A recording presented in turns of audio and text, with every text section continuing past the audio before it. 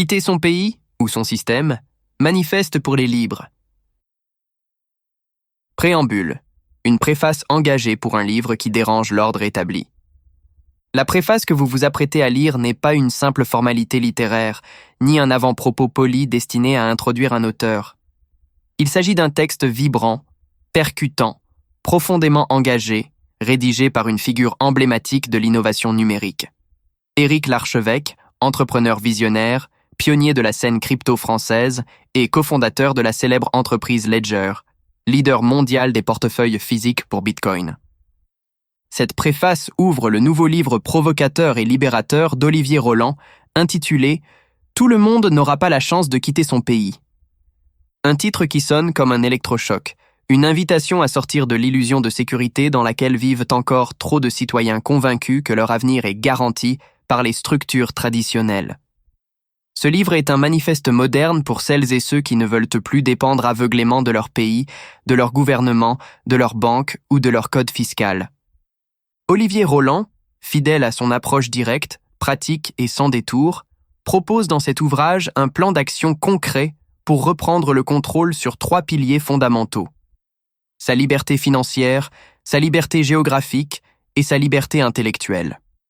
À l'heure où les États peinent à suivre le rythme du progrès technologique, où les institutions s'essoufflent et où la fiscalité devient souvent un frein plus qu'un levier, ce livre fait figure de boussole dans un monde en mutation. Et qui de mieux qu'un acteur de premier plan de la révolution Bitcoin, un entrepreneur qui a littéralement mis sa fortune, sa carrière et ses convictions au service de la décentralisation du pouvoir monétaire, pour poser les bases d'une réflexion aussi radicale que salutaire? Avec une lucidité rare et une audace assumée, Éric Larchevêque dépasse ici son rôle de témoin privilégié pour endosser celui de passeur de cap. Il ne se contente pas d'introduire l'ouvrage d'Olivier Roland. Il lui donne une profondeur stratégique, un écho philosophique et une portée politique. Sa plume, à la fois claire et tranchante, vient rappeler que la véritable souveraineté commence là où l'individu cesse de subir, pour enfin choisir. Dans un monde où l'on nous répète que tout est trop compliqué, trop risqué, ou que le système finira bien par se stabiliser, cette préface, tout comme le livre qu'elle ouvre, affirme une chose essentielle. Rien ne changera pour vous tant que vous ne changerez rien vous-même. Avant d'aller plus loin, qui sont Éric Larchevêque et Olivier Roland? Avant d'entrer dans le vif du sujet et de décortiquer la stratégie qui a permis d'exploser le trafic YouTube en 28 jours, il est essentiel de rendre hommage à 2 figures emblématiques de l'écosystème entrepreneurial et tech francophone, Éric Larchevêque et Olivier Roland.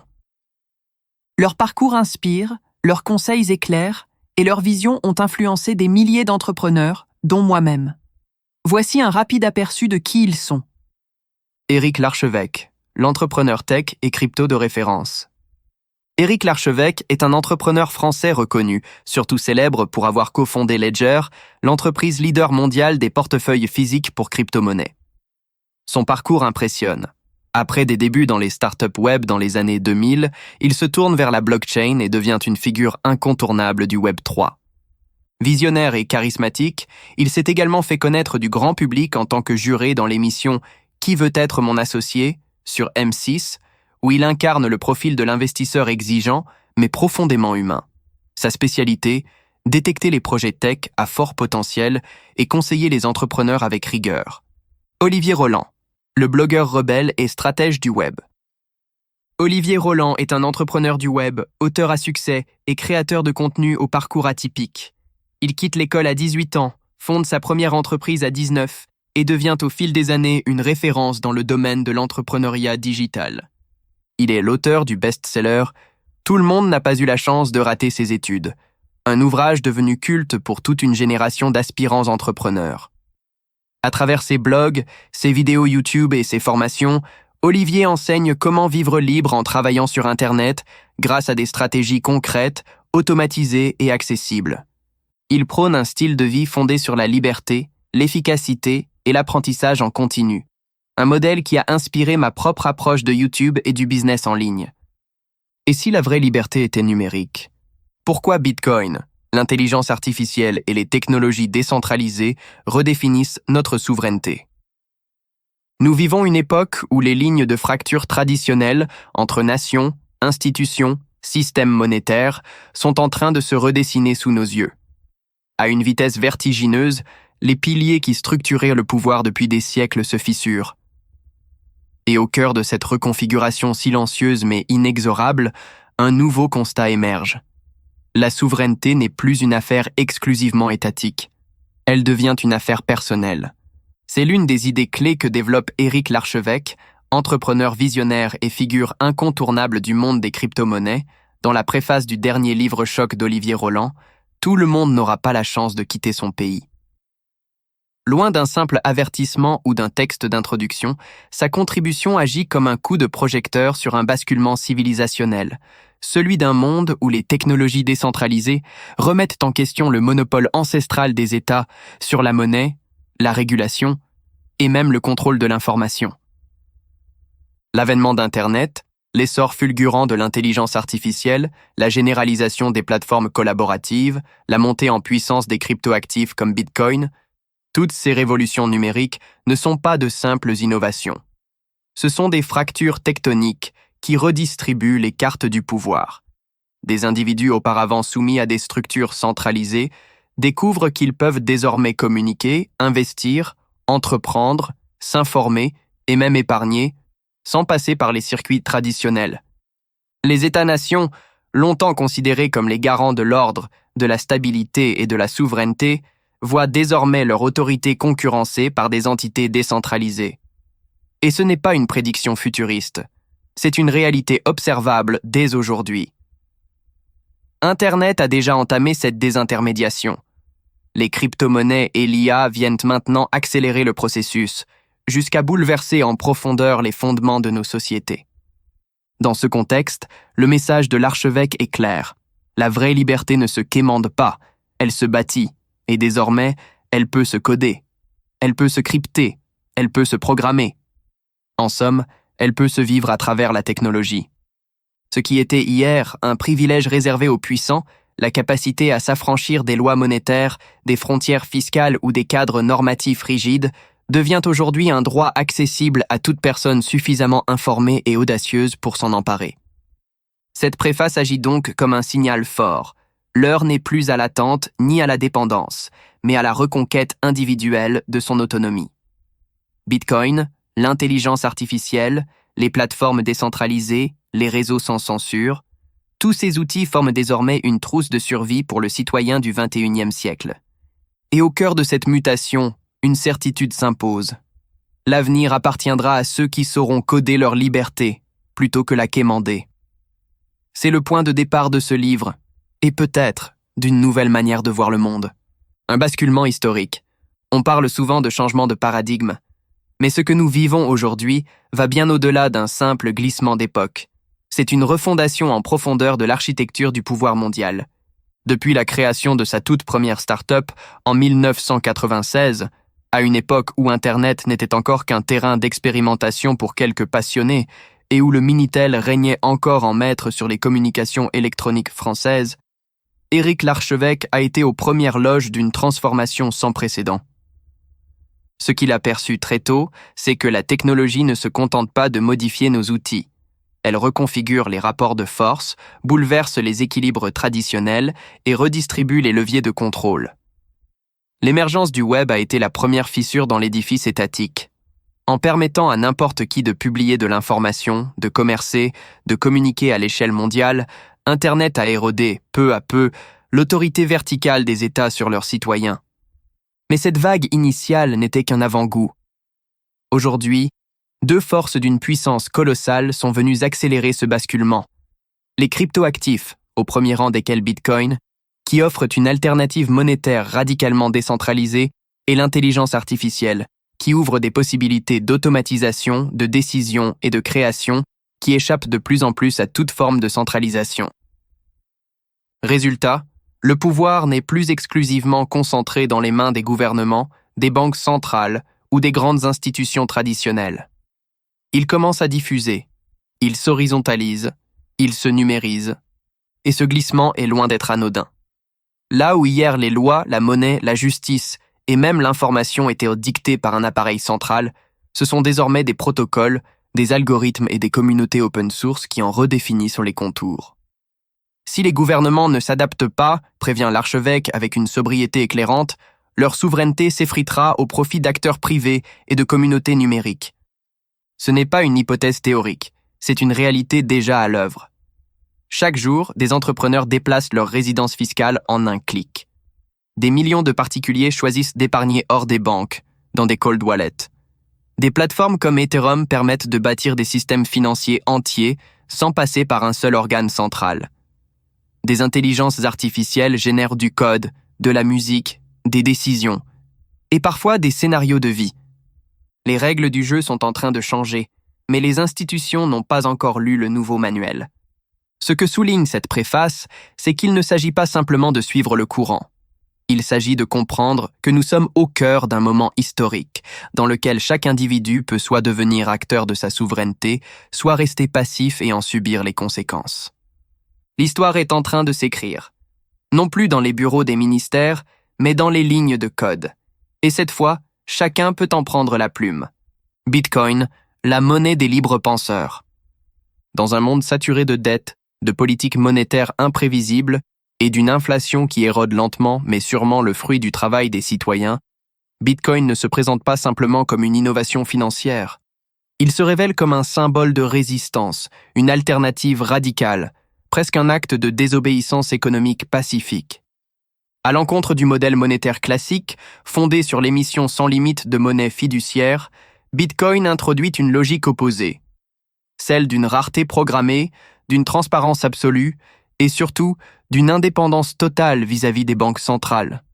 C'est précisément cette rupture que célèbre Éric Larchevêque dans cette préface. Pour lui, Bitcoin n'est pas une tendance passagère, ni un simple outil spéculatif pour traders en mal d'adrénaline. C'est un projet de civilisation, une avancée majeure dans la quête d'autonomie individuelle. Bitcoin n'est pas un investissement, c'est un aboutissement.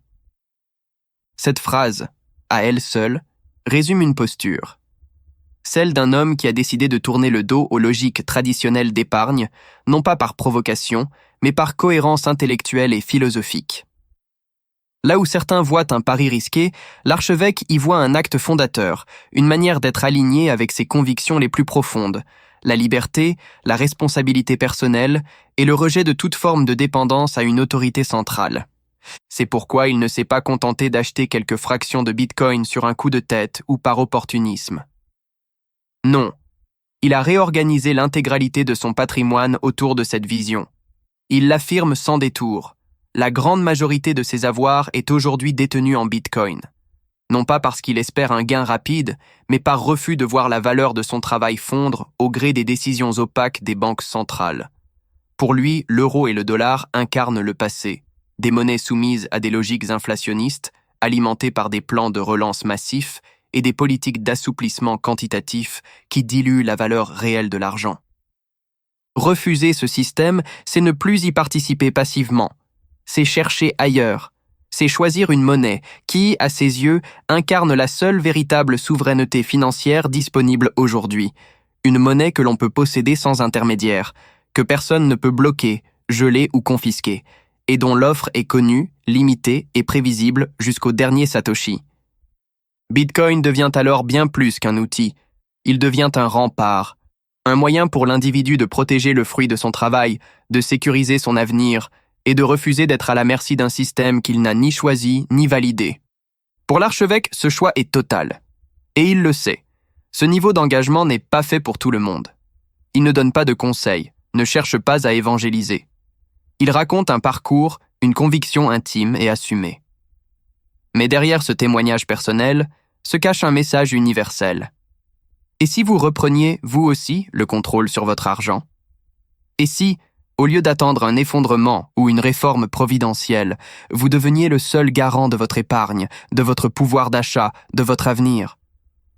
En somme, Bitcoin n'est pas seulement une technologie, c'est une réponse, brutale, élégante, sans compromis, à un système qui ne protège plus ses citoyens. L'innovation face à la régulation. Il serait facile de caricaturer les défenseurs des crypto-monnaies et des technologies décentralisées comme de simples anarchistes numériques, réfractaires à toute forme d'encadrement légal. Mais Éric Larchevêque échappe totalement à ce cliché simpliste. Son propos est nuancé, réfléchi et profondément ancré dans le réel. Loin d'être un libertarien extrême ou un apôtre du chaos décentralisé, il appelle au contraire à une régulation intelligente, équilibrée et visionnaire. Car oui, le Far West du numérique a existé. Il a vu naître des projets visionnaires, mais aussi des dérives inquiétantes, des arnaques retentissantes et des scandales qui ont ébranlé la confiance du public. L'affaire FTX, entre autres, a laissé des traces profondes.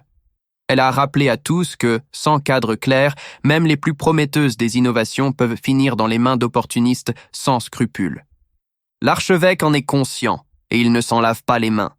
Il a personnellement participé à des missions parlementaires, dialogué avec les autorités, recruté des spécialistes des affaires publiques. Pourquoi ? Parce qu'il croit que les acteurs du secteur ont un rôle à jouer dans la construction du cadre réglementaire de demain. Mais ce qu'il défend, c'est un équilibre subtil et vital. Protéger les utilisateurs, oui. Instaurer la confiance, absolument. Mais sans pour autant asphyxier l'écosystème, ni tuer dans l'œuf les startups qui osent. Le danger est réel. À vouloir encadrer trop tôt, trop fort, avec des lois trop lourdes, on risque tout simplement de faire fuir l'innovation vers d'autres cieux, plus accueillants, plus souples, plus stratégiques. Les États-Unis, l'Asie, le Moyen-Orient, autant de régions qui ont su capter des talents et des capitaux en ouvrant la voie, non en la bloquant. Et cette logique s'applique tout autant à la fiscalité. Sur ce point, l'archevêque est encore plus direct.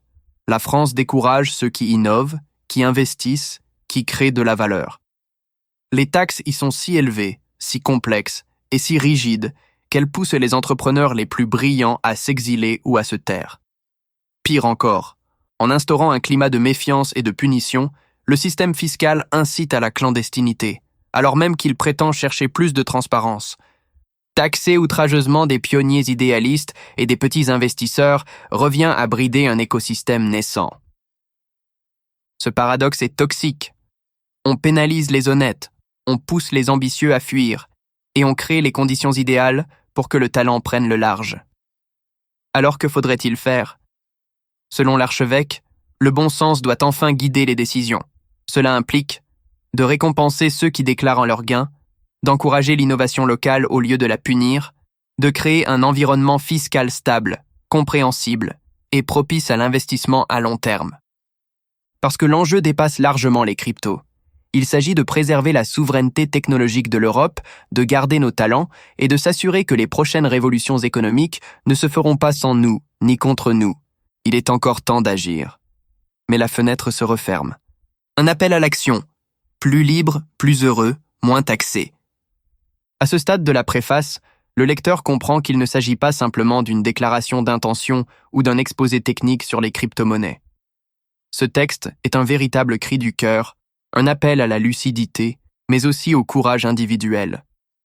Car face aux mutations technologiques qui redessinent le monde, deux attitudes s'opposent, celle de ceux qui regardent le train passer et celle de ceux qui montent à bord pour redessiner leur propre trajectoire.